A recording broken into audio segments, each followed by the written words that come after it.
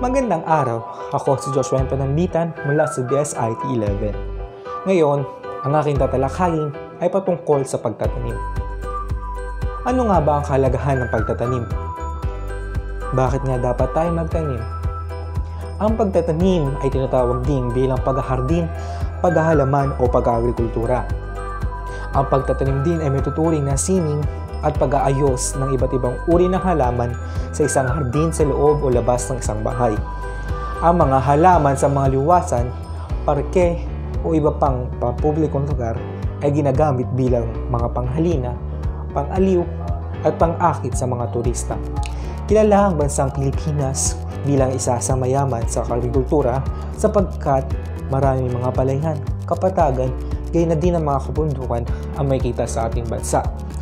Sa katunayan, maraming tao sa bansa na ang kanilang hanap buhay ay ang pagtatanim o ang pagsasaka. Ngayon, tunguhin natin ang kahalagahan ng pagtatanim. Ano nga ba ang kahalagahan ng pagtatanim? Bakit kailangan natin magtanim? Ang pinakauna sa lahat ay ang pagtatanim ay nakakatulong sa pagpapanatili ng malinis na hangin na ating nilalanghap na tinatawag nating oxygen para sa ating katawan.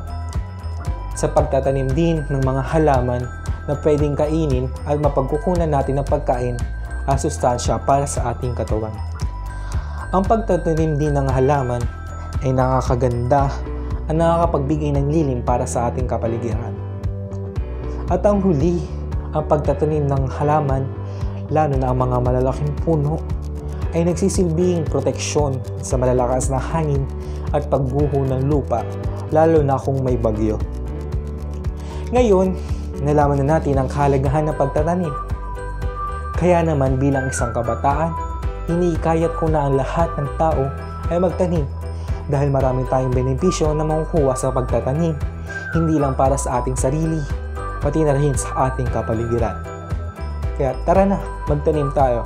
Maraming salamat po.